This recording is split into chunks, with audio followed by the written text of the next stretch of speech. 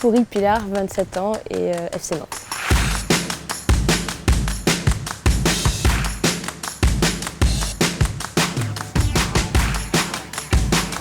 J'ai démarré à 10 ans. En fait, je jouais énormément avec mon frère dans le jardin.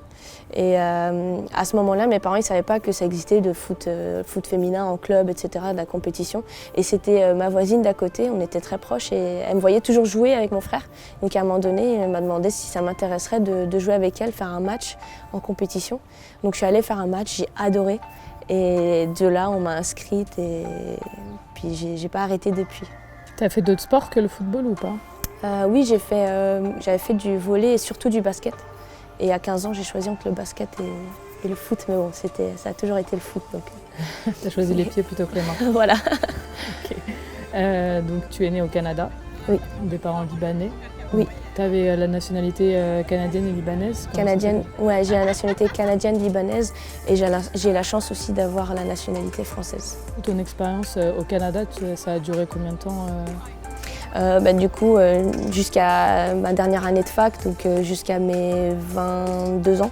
Donc ça devait être été 2015 ou 2016. Je perds un peu dans les dates. Dans les dates. Tu as commencé directement avec des filles?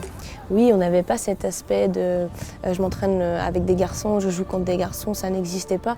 Mais je pense aussi que ça n'existe toujours pas d'ailleurs, mais parce qu'il y a beaucoup de filles qui s'entraînent. Donc on a la possibilité d'avoir 3-4 équipes féminines dans une seule catégorie.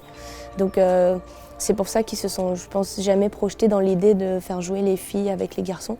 Ça se fait beaucoup maintenant en club, en interne, mais ça s'est toujours pas répandu dans les compétitions régionales, départementales, etc. Donc après ton premier club à Ottawa, donc à la capitale du Canada, tu as intégré l'université. Comment ça se passe l'université? Parce que nous, c'est vrai que c'est un système qu'on ne connaît pas en France. Oui, en fait, nous, on nous a toujours présenté, vu qu'il n'y a pas de ligue professionnelle au Canada, on nous a toujours présenté ce double projet de faire ses études et de jouer. Donc si tu voulais jouer au haut niveau, il fallait forcément que tu aies des assez bonnes notes pour rentrer à la fac. Donc ça motivait un peu aussi sur le plan études de travailler à l'école. Donc moi, j'ai vécu ça pendant 5 ans à la fac d'Ottawa. J'ai adoré, c'est encore une autre expérience que le foot de haut niveau ici en Europe, en D1, en D2. Parce que tous les sports sont ensemble à la même place et les étudiants, ils adorent ça. Les week-ends, ils font que ça. On faisait des barbecues, etc. Venez voir le match. Donc c'était encore une autre expérience. Et c'était en anglais ou en français? Alors moi c'était en français, mais c'était une fac bilingue, donc au final c'était les deux. Il y en a qui prenaient des cours en anglais, moi je prenais des cours en français. Okay, parce que tu parles très bien français. C'est gentil, c'était pas ça quand je suis arrivée, mais à force d'entendre les gens parler, je prends un petit peu l'accent et le vocabulaire. Je prends les petits tics. Ouais, c'est ça. Donc du coup, après l'université, t'es arrivée en France. Donc, comment s'est passé ton passage en France? C'est plutôt une histoire, une belle histoire. C'est une histoire personnelle en tout cas. En fait, mon grand-père est décédé en 2013 et juste avant qu'il décède, qu'il nous quitte, il m'avait supplié d'aller faire mon passeport français vu que j'avais la nationalité et en étant convaincue que j'allais avoir une opportunité en France et qu'il ne fallait pas que je la loupe. Et moi, à ce moment-là, je ne me projetais pas du tout de me dire que... Alors, on a tout le temps des rêves, mais c'était quand même irréaliste pour moi d'aller chercher ça comme rêve. Donc, quand j'avais fini la fac en avril 2015, j'ai le coach des gardiens de ma fac qui, en fait, travaille au côté Québec, donc à Gatineau. Et en fait, il avait rencontré un homme qui venait de la France, qui venait en vacances et qui était de la région d'Albi. Et donc il était en relation avec le club d'Albi et il était venu en vacances. Et il était venu aussi pour essayer de recruter une attaquante étrangère. Et donc on me dit ça comme ça, que voilà, il aimerait que j'aille faire un essai, etc. Donc je suis allée faire un essai à Albi. Et en fait, quand je suis revenue, on m'a dit on est désolé, le niveau nous intéresse, etc. Mais on n'a pas les fonds aujourd'hui pour faire signer un contrat fédéral. Donc il faut qu'on cherche une Française. Et donc c'est là où je leur ai dit que j'avais la nationalité française et qu'il fallait juste que je fasse mon passeport. Et finalement, en fait, ma mère, elle avait anticipé les choses et puis elle m'avait déjà fait mon passeport, donc il était tout prêt. Donc j'ai eu la chance de signer en juin et c'est quelque chose que je m'en souviendrai toujours, les paroles de mon grand-père qui a cru en moi avant même que j'ai cru en moi-même, quoi. Parce que le football professionnel, tu n'y croyais même pas au début. C'était toujours un espoir de pouvoir. Mais j'ai jamais été appelée en équipe nationale jeune, j'ai jamais été vraiment la meilleure joueuse de l'équipe, mais j'avais cette persévérance de travailler, de vouloir aller jusqu'au bout des choses, mais jamais en me disant que ça pourrait arriver. Donc tu arrives en France, donc tu quittes ta famille. Ouais. Oui. Compliqué. Parce que là, tu changes complètement de continent, quoi. Oui, j'ai de la chance quand même de pouvoir parler la langue. Je pense que si je ne parlais pas la langue, ça aurait été encore une autre expérience. Mais j'ai eu de la chance aussi que mes parents et ma famille m'ont soutenue de A à Z avec le projet. On ne m'a pas fait culpabiliser du choix de partir, on m'a encouragée au contraire. Et ça m'a beaucoup apaisée dans ma décision de venir, de jouer. Mais c'est vrai que le plus difficile, même encore aujourd'hui, c'est de jouer, d'être en difficulté des fois de temps en temps, que ce soit côté professionnel, personnel, etc. Et de ne pas avoir ce côté famille à côté, même quand on vient voir les matchs, les filles à la fin du match, elles vont voir leur famille, etc. C'est vrai que cette relation-là, je ne l'ai pas encore. Et ça, c'est vrai que c'est difficile parfois de gérer cet aspect-là, mais en tout cas, l'expérience de jouer au haut niveau, c'est quand même une expérience que je ne regrette pas et j'espère encore pouvoir le faire longtemps.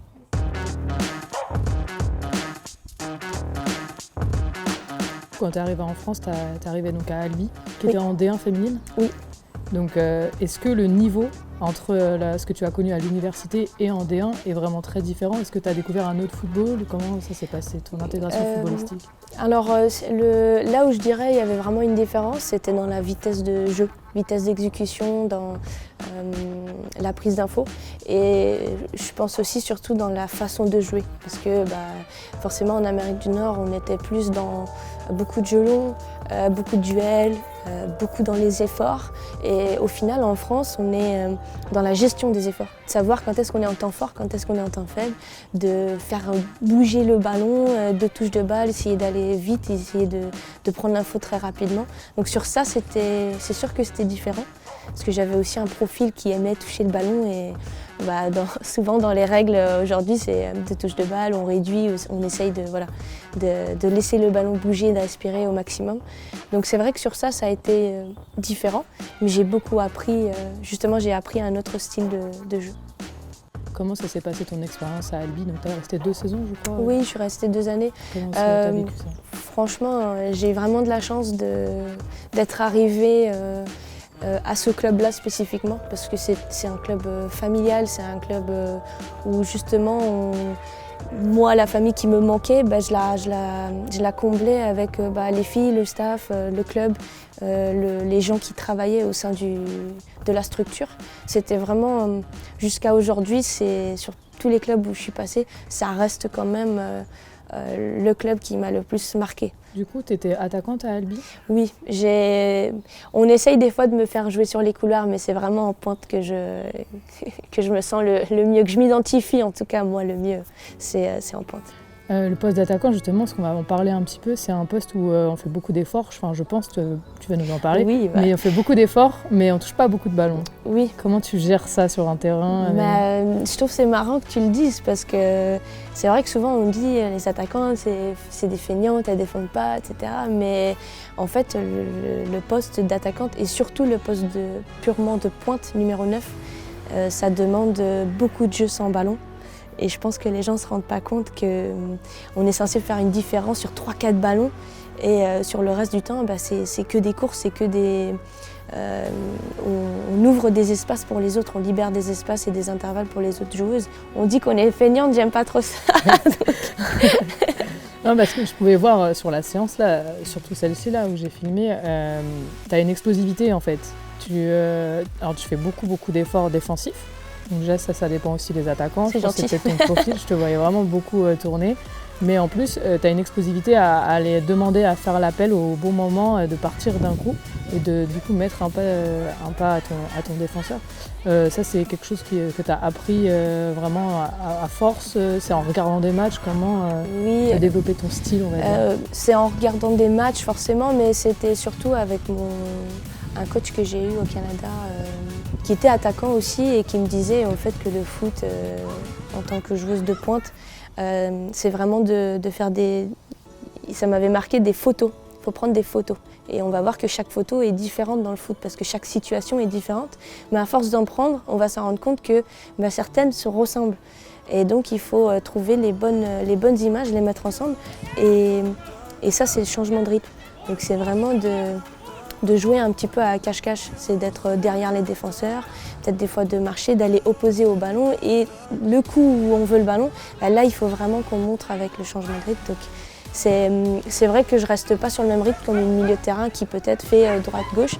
Il y a beaucoup de phases où peut-être que je marche, beaucoup de phases où je suis en phase d'attente, en phase d'observation. Et après, de suite, quand je vois une ouverture, là, il faut changer de rythme. Il faut chercher le ballon, faire un appel dans le dos.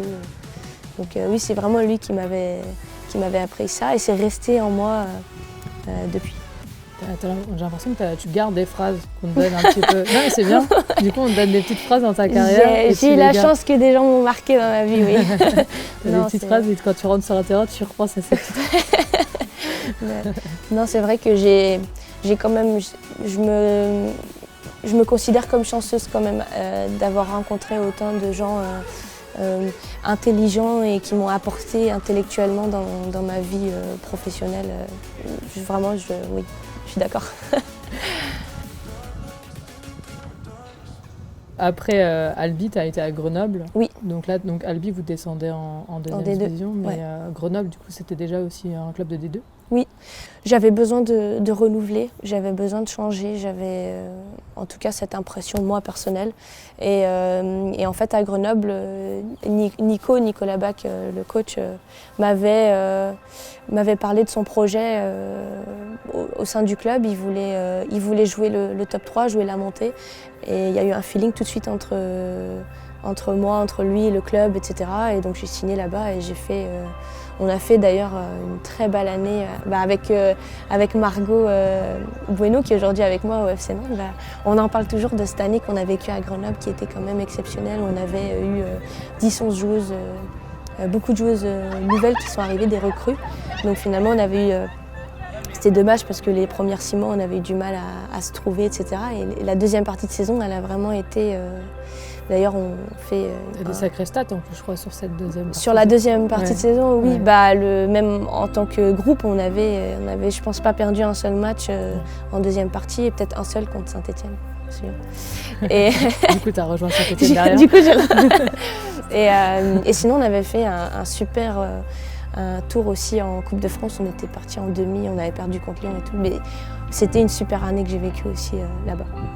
Donc, avant d'arriver à Nantes, tu as encore fait un autre club, Saint-Étienne? Oui, on m'avait toujours parlé de Saint-Étienne, du club phare, de l'histoire du club.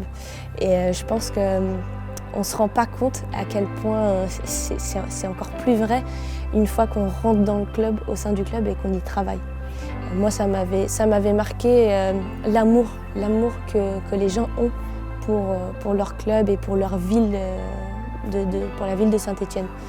Et ça a été aussi 2 années où j'ai beaucoup appris parce que c'était un autre style de jeu où à Albi, à Grenoble, c'était plutôt des blocs bas, on était plutôt dans du contre-attaque ou du jeu très rapide. Là, à Saint-Étienne, c'était vraiment un jeu de possession. On voulait garder le ballon un maximum, donc c'est encore un autre profil de numéro 9 où il y a beaucoup moins d'espace, beaucoup moins de profondeur. Donc c'est encore un autre registre.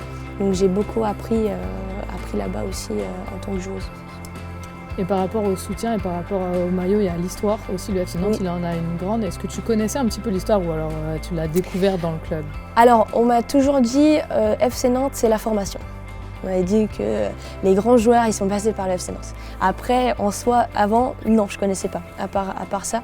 Donc, mais maintenant que j'y suis, Et puis aussi que je fais partie aussi du côté éducatrice, donc je vois aussi comment la partie formation, effectivement, elle est faite du côté fille et on touche un petit peu aussi le côté garçon de temps en temps, on a la chance, mais je vois que c'est un club et puis on voit parce qu'on est en D2 et pourtant on est dans les mêmes conditions, voire dans de meilleures conditions que des clubs de D1. Est-ce que tu as senti dès le début, quand tu es arrivé, qu'il y avait des moyens mis en place humains en termes de staff? Parce que là, on voit qu'il y a vraiment beaucoup de monde à Massérance autour. Oui. Enfin, est-ce que ça t'a aidé à te dire, je vais prendre ce club-là, je vais aller rejoindre ce club-là? Oui, c'est sûr, parce que en fait, je cherchais un club. On n'est plus trop jeune, hein, on commence à avoir 27 ans. Voilà, on ne sait pas combien d'années encore on aura la chance en fait, d'encore jouer au haut niveau. Donc l'idée, c'était vraiment de m'intégrer dans un club qui va me permettre de passer aussi mes formations et d'être assez structuré pour que je puisse peut-être y continuer plus tard. Donc dans l'idée, le projet, c'était ça. Et c'est vrai que quand je suis arrivée, effectivement, tout de suite, ça saute aux yeux quand même. Tout ce qu'on a en tant que joueuse de D2, on a vraiment la chance dans les infrastructures, dans le staff médical qu'on a, dans le staff technique qu'on a, dans les moyens, oui, effectivement, humains et même financiers. Je pense que ce qu'ils mettent en place, le club, c'est vraiment quand même exceptionnel pour un club de D2. Et puis on ne peut pas savoir, mais on espère que justement la montée va nous permettre encore de monter d'un grade plus haut dans tous les aspects.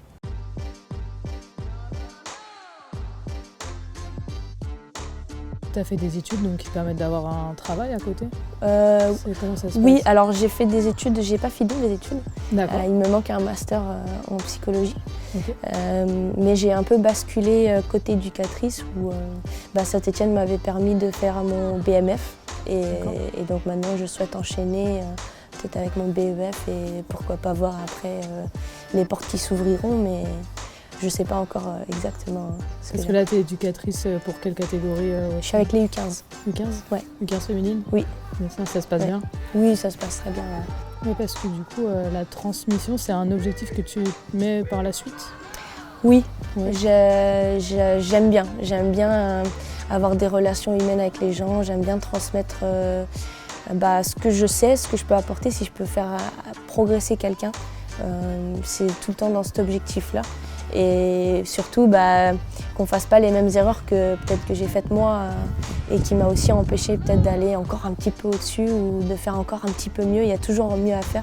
Donc c'est toujours dans cette optique-là de dire aux petites faites attention, nous les vieilles, on a fait des erreurs, faites pas les mêmes. Faites-en des différents mais pas les mêmes. On va faire juste une petite brève sur la partie internationale. Oui. Parce que du coup, tu es canadienne, française, libanaise. Du coup, tu fais quoi? Tu fais tout match dans le Ça fait un peu beaucoup, oui. Ça fait un peu beaucoup. Donc, quelle sélection tu as choisie? J'ai choisi la libanaise parce que, en fait, chez moi, quand on rentre chez moi, on ne rentre pas dans une famille canadienne ou française. On est libanais, on parle arabe chez moi, on mange du libanais, toute la culture, toute la communauté dans laquelle j'ai grandi, c'était une communauté libanaise. Donc c'est là où je me retrouvais le plus.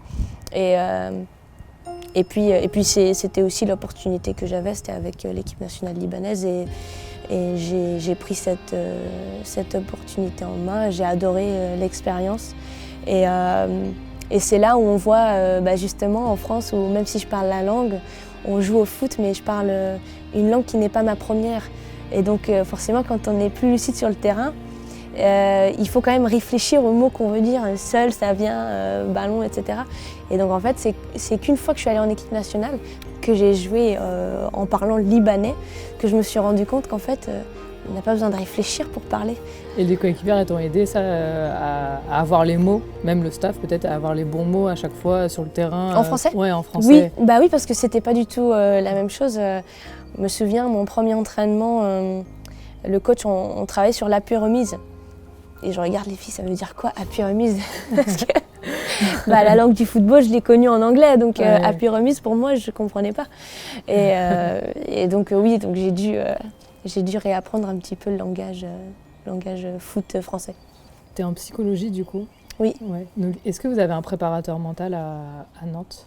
Non, on n'en a pas, Est-ce un. que vous avez pas un suivi parce que tu as énormément de choses à être footballeuse professionnelle, enfin être footballeuse en contrat, il y a aussi beaucoup de demandes mentales sur le terrain et en plus toi en étant attaquante, tu as aussi une frustration qui peut se créer en fonction des matchs, en fonction de tes performances.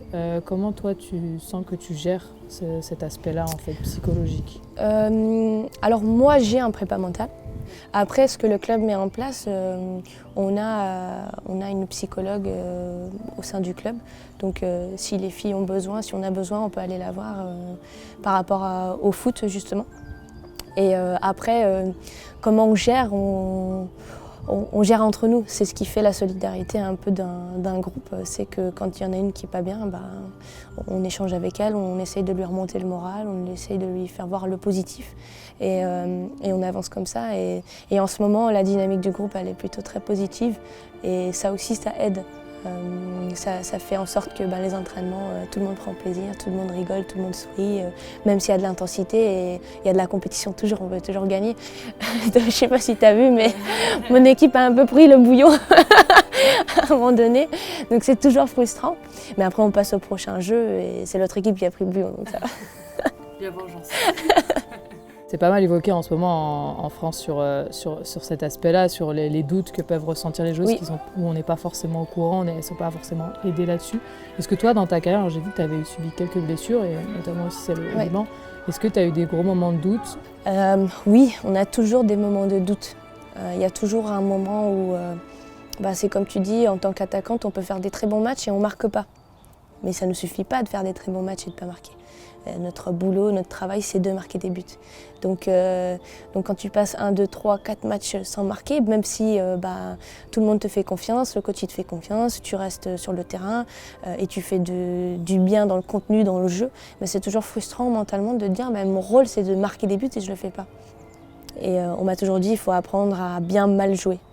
Donc c'est que ça arrive à tout le monde de mal jouer, mais il faut arriver à faire le maximum. Encore une phrase.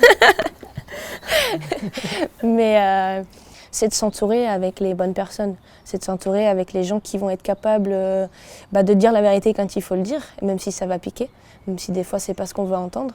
Et c'est aussi d'avoir des gens qui vont être là juste pour, sans jamais en parler, mais être conscients, qu'ils sont conscients et que on va aller sortir, on va faire quelque chose, on va aller marcher, se balader et faire quelque chose de différent. Et ça passe par l'amitié, par les amitiés que j'ai connues et que du coup je retrouve ici à Nantes. Ça passe par un échange avec le staff, ça passe par un échange aussi de pouvoir déconnecter en tant qu'éducatrice, faire la part des choses et de partir ailleurs, ça fait du bien aussi. Donc ça passe par tout ça et forcément toujours la famille. La famille c'est la base pour moi en tout cas de ma réussite professionnelle. Quand la famille va bien, tout va bien. Donc c'est avec eux que je partage le maximum et le plus de choses. Et c'est eux qui me donnent la force sur le terrain de me relever et de continuer. Tu es fière de ce que tu as accompli là déjà pour l'instant dans ta carrière? Oui. Je suis surtout fière que le travail que ma famille a mis en place, mes parents, ils ont énormément sacrifié pour que je puisse jouer au foot. Des week-ends où je pense qu'ils auraient bien aimé aller à la plage, et on s'est retrouvés sur le terrain. Nous, la saison au Canada, c'est pendant l'été, donc pas de vacances d'été. Ils ont énormément sacrifié pour moi et de pouvoir me dire que j'ai retourné un peu le truc et je leur ai redonné un peu une fierté en jouant au niveau et en allant jusqu'au bout. Oui, il y a une part de fierté là-dedans. Après, j'ai pas fini. J'espère encore continuer un petit peu. J'ai envie, j'ai encore envie, donc ça on verra. Soif de foot. Je suis soif de foot. Qu'est-ce qu'on peut te souhaiter comme futur objectif personnel et aussi pour le club? Parce que là, il y a une sacrée saison quand même pour le FC Nantes. Pour le club, c'est sûr que c'est la montée. C'est la montée qu'on vise, c'est la montée qu'on a envie. Et puis personnellement, si je peux mettre ma part de pierre dans l'édifice, c'est tout ce que je souhaite, de faire partie des victoires et de faire partie de cette montée qu'on essaie de chercher. Et puis après, ce parcours en Coupe de France qui est plutôt très, très positif, qui pour l'instant nous sourit. Donc, et puis ça reste des matchs qui nous permettent justement de ne pas avoir un week-end libre où on se relâche un petit peu. Donc ça, on reste dans la compétition mentalement. Donc ça aussi, ça va nous aider pour la montée. Voilà. Parfait. Merci à toi.